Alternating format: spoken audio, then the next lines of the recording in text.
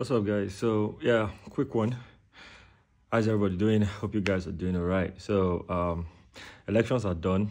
A lot has happened, or rather, a lot still happening based on what went on with the elections. So I just wanted to drop like my thoughts, on how everything went. So now, of course, most of the youth in court, supported Labour Party, Peter Obi, obviously. And of course, still a lot of people still supported Tinubu and all that, So it's based on the results that's out. Everybody's claiming victory. Labour Party is claiming that they won. PDP claiming they won. Of course, obviously APC, they were declared winners of the election and all of that. For me, I didn't want Tinubu to win. Personally, I supported Peter Obi, but that's my thoughts really doesn't count, or who I wanted to support, basically doesn't really matter because it's a democracy, right? It's an election. So other people have contra opinions to me and all that. For why I didn't want Tinubu to win is because Buhari's government has no, we all know what's up. If we put on the scorecard, then we can really see how bad his administration was, So for somebody to come out and say be proud enough to say he's the one that put that person in power, and why he was doing all of, the wrongdoings that he was doing in government, he could not come out to tell him to, to redress his steps or whatever it is, to talk to him as the leader of the APC, like this, the way you are doing this, people are crying and all of that. He didn't do it, and why would I be proud to vote somebody who put in somebody that caused so much pain to the people,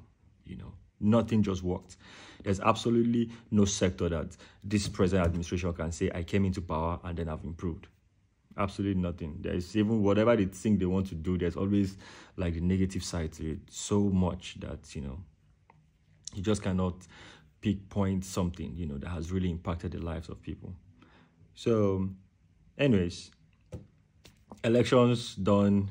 Whosoever is going to win, be it Tinubu that is going to win, be it Labour Party that is going to win, be it Atiku that is going to win. Let it be free, fair, and credible. You get? Because we have a country. Tomorrow, like, we've gotten to the age where we are going to have kids, and we hope that our kids tomorrow will come to a country that is going to be good. So some people really feel like Nigeria cannot be great. I don't understand, because basic things like having 24-hour electricity, basic things like having water to drink, basic things like having good roads, that can connect the villages to town and have good businesses going and all of that. We don't have. And some people feel that's not possible, but it is very possible, And Nigeria is what? Come a long way. Independence, 1962, this day, we don't have a lot of things. Basic electricity we don't have, And it's just unfortunate because of the bad government. So to me, I felt like, okay, if we have somebody who can put us on path, that, okay, we are heading towards this place, that would make a lot of sense for us, And among the three people that we are contesting, Peter Obi was a governor before. Tinubu was governor before. Atiku was vice president. So come out and tell us what you did during your term, because that's the best way, to prove anybody right or prove anybody wrong. I can come out and tell you that if I become president of Nigeria, if I become governor of my state, I'm going to turn around my state in 2 days. I can only say that. I cannot prove it, right? So if I have the chance to prove it, that's the best thing that can happen. So if you had the chance to be governor, you had the chance to be president or anything, they are supposed to do the best, you could to deliver. And that was what Peter Obi did. To the best of his knowledge, he did what he could do. And then he will tell you, okay, this is what I've done. Go verify this is what I did in my place. And the other people were just throwing shades at each other, just throwing shade at other people. Like, tell us what you're coming in to do, rather you're throwing shades, So, anyways, that has happened. I'm very happy at the fact that, okay, it wasn't the normal, election that normally goes on in Nigeria. At least now we know that it's possible. The game has changed. So I'm very proud about that. The youth came out, they had a voice, and then they spoke with their votes. Of course, it wasn't really clear, the procedure. Anybody can tell you that the procedure wasn't clear. So it's not even about, oh, Labour Party won Lagos, Labour Party won here. No, what were the real numbers? You get? Because if you have the IRF where you're supposed to put on the result and you don't, that's even a whole different conversation. 300 billion naira this guy is collected. According to INEC, they said they spent 170 something billion, 170 something billion naira for IT.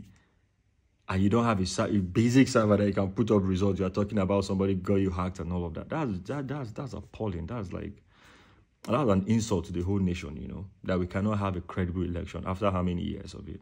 So that has happened. Presidency has gone. I just hope and pray that, yeah, we didn't want Tinubu to come into power. The people spoke. He had most of the votes. He's president. So let's hope that he comes and turns things around. Let it be the issue of the rejected stone that became the cornerstone, you know, so Nigeria can move forward. Governorship elections are coming up. Let's go vote right, make the right decision. Of course, everybody wants to take out the APC and the PDP out of power, but then let's not forget that in as much as we are doing this, we have to still look at the credibility of people. Because just because we want to take them out, if we have somebody who is not really credible that is in Labour Party or any other party, you go vote for the person, now that's more damage that is going to cause. So let's go out, let's vote right. It's good. Nigeria is getting somewhere. You know, the hope is back. We'll definitely get to a place where electricity will become a thing of the past. Like, Nigerians are very thriving people. Nigerians work hard. Nigerians do things, you know. In the midst of all that is going on, the government is not helping, but still, you see Nigerians struggling to do something for themselves, you know. Not to talk of if Nigeria can even do things for the citizens. You'll be surprised at how much growth the Nigerian youth or the Nigerian populace can pull off everything that is going on, you know. Just electricity, just give us electricity and you'll be surprised at what's going to happen. The innovations are going to sprout out of everywhere, you know. Good roads. Let's link villages to cities. Let's link states to states. We'll have businesses going around, you know. But it's just unfortunate that after all of these years, we are still here talking about having credible election, talking about having basic things that we don't have.